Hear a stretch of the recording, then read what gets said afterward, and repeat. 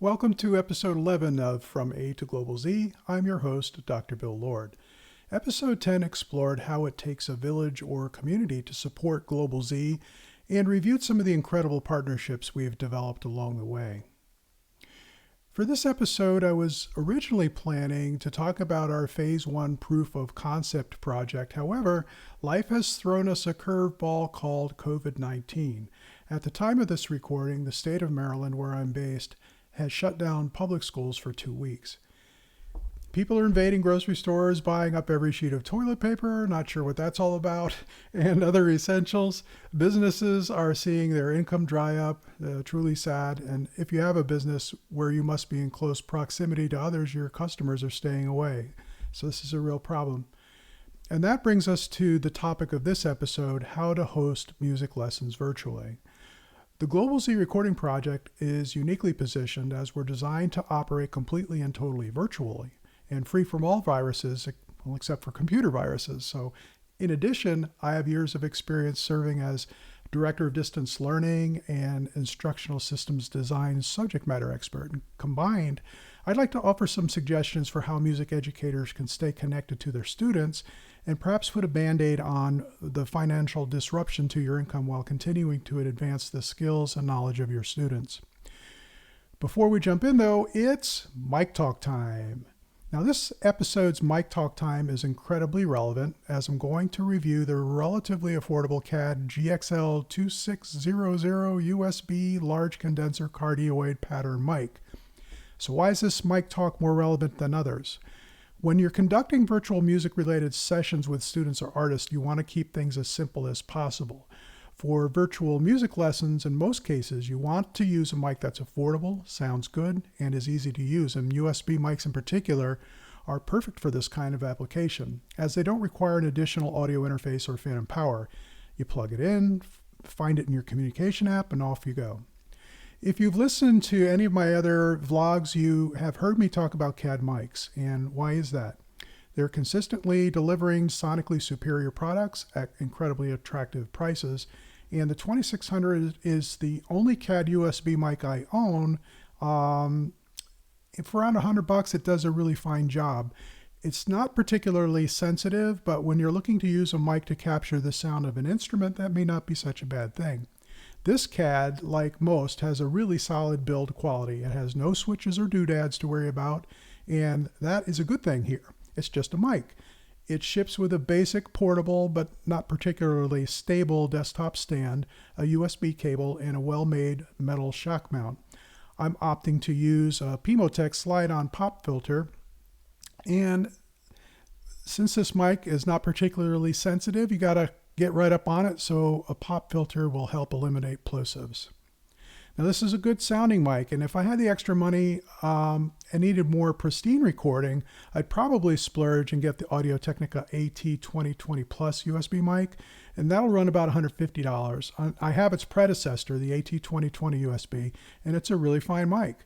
Another mic you might consider is the CAD U39, which can be had for under $50. I don't own the U39, but I've heard recordings made with it, and if you have a student on a tight budget, this might be a really good one to consider.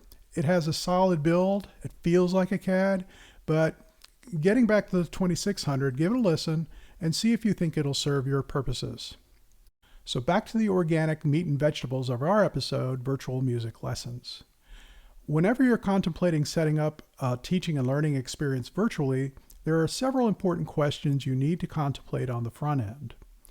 One, what are your learning objectives? Now, I'm going to approach this episode from the perspective that we are wanting to develop a way that we can teach private music lessons via computer-mediated communication technologies.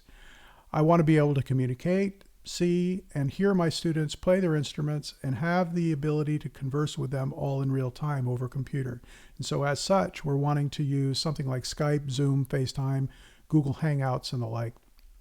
So the overarching goal then is to deliver quality music lessons in this, and today we're going to actually talk about doing that by using Skype.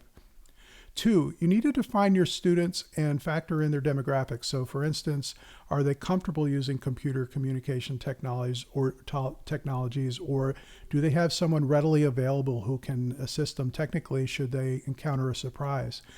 Cognitively, can they cope not only with music lessons, but the technology side of things? Can they take virtual direction? If your students are freaking out about managing the tech, they can't focus or relax and focus on their lessons. 3, technology. Do they have the equipment necessary to accommodate virtual music lessons? Here, you need to consider a variety of related things. Can they afford to buy an adequate USB mic, or can they readily borrow one? Do they have access to a stable broadband internet connection? Do they have a relatively recent computer robust enough to accommodate virtual Skype sessions? Do they have a good quality webcam? Do they have headphones or earbuds they can use to connect to their computer? 4, do they have a room conducive to the requirements of the session? So for instance, you don't want students to participate in lessons in a room that'll have a lot of people walking around in it. You also don't want a room that has a lot of hard surfaces, otherwise you have to deal with a lot of signal echo. And you don't want to have a room where you can't control the lighting, or it doesn't have a reasonable amount of light available to it. 5, up to this point, we've been thinking about what the student needs are and what they need to bring to the table. All these same questions you need to ask yourself. Are you good to go? If so, great. Okay, assuming you have these 5 points answered, addressed, and you're comfortable to move forward, next you need to get to know the communication technology. The 2 most popular synchronous computer-mediated communication solutions right now are Skype and Zoom. Both have their strengths, and many users have personal preferences, and either one will do the job. I'll warn you, both are free to a point. Zoom's free account will give you 45 minutes of free conferencing time per session. Then, without warning, it shuts the session down. Now, Skype's free account does not do that. There's also been some discussion regarding which of the 2 has better audio quality. I did a little research and I found a website that ran an audio comparison shootout between the 2. And in this particular comparison, Skype won for sure. I'm going to post a link to that comparison in the video. For me, I'll continue to use Skype at least for the time being, but again, either one will suffice. Moving forward, you want to become very familiar with Skype before you host your first virtual student session. Really, it needs to be second nature to you when you're ready to do your teaching and learning. In particular, you'll need to know how to do the following. Download Skype, sign in and sign out of Skype, set up your profile, locate people you want to communicate with, add people to your contacts, find and set the audio and video settings, initiate a call, leave a call, schedule a meeting, share your screen, share files, and communicate with just audio, with audio and video, and with text chat. Also, you want to have a backup plan. If Skype fails, have a plan B so you don't leave your student hanging. In fact, whenever tech is involved, always have a plan B. I'm going to let you ferret out the previously mentioned information on Skype on your own. And by the way, Skype is now owned by Microsoft. They have solid support website that will tell you what you need to know, how to get started, and how to address many of the needs I mentioned. As of date, that support URL is https://support.skype.com/en/all/start. That's a mouthful, but it's also there in text. Remember, not only will you need to know how to navigate Skype for your own usage, you will need to provide support to your students. You can best serve them by anticipating their questions and any potential problems in advance and have answers ready to go. There's one Skype-related aspect I do want to cover with you, as it is an important one. It specifically deals with where to find and manage your audio and video settings. So, once you launch Skype, go to the menu bar and under the Skype heading, select Audio and Video Settings. Now expand the window a bit. You'll see there's two main sections in the Audio and Video Settings window, Camera and Audio. Within the video section, you can select your camera and you can choose whether to blur the background of your video window, which might be useful should you have a distracting mess behind you. The audio section is the most important section for our particular needs. It allows you to choose what mic you want to use. And it also defaults to having Skype automatically adjust the microphone sensitivity. This may or may not be a good thing. I recommend you begin by letting Skype try to control this for you. If you find it is not working out, you can always have your student switch it over to manual. You just have to work with the student to establish levels. And keep in mind, the level needed to communicate verbally may not be the same level that is needed when your student plays his or her instrument. You'll have to approach this on a case-by-case basis. Lastly, toward the bottom of the window, you have the ability to determine what speakers you want to listen to. Speaking of which, I think I've already covered this, but I highly encourage you and your students to wear headphones or earbuds. Doing so will eliminate the possibility of generating a feedback loop. It also maximizes your ability to hear your students' performance. I have a few more words of advice for you. First, when communicating with a webcam, fill the video frame only with what you need. You want the student to see your face, head, and shoulders. It helps with establishing a sense of connectedness. Anything more is unnecessary. I actually mounted my webcam to a universal mic clip mounted on a mic stand with a boom arm. This allows me to place my webcam exactly where I want it, so you might try that out as well. Your student should be set up somewhat similarly. You want to be able to see them playing their instrument from as close as possible. Further away than necessary adds zero value. Next, lighting. I'll sum it up for you. Front lighting, good.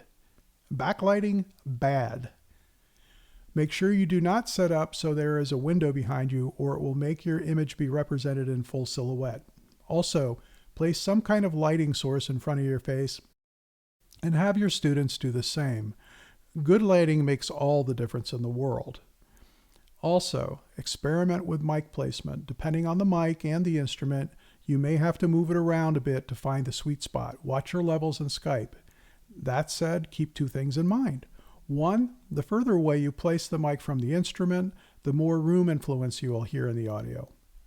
Two, the further away you place the mic from the student, the louder they will have to talk to be heard. And when you use a mic such as a CAD 2600, you're going to struggle a little bit when you place the mic further away from the person talking. So just play with the mic placement, try it out in several different spots. It won't take too long to discover where it needs to go.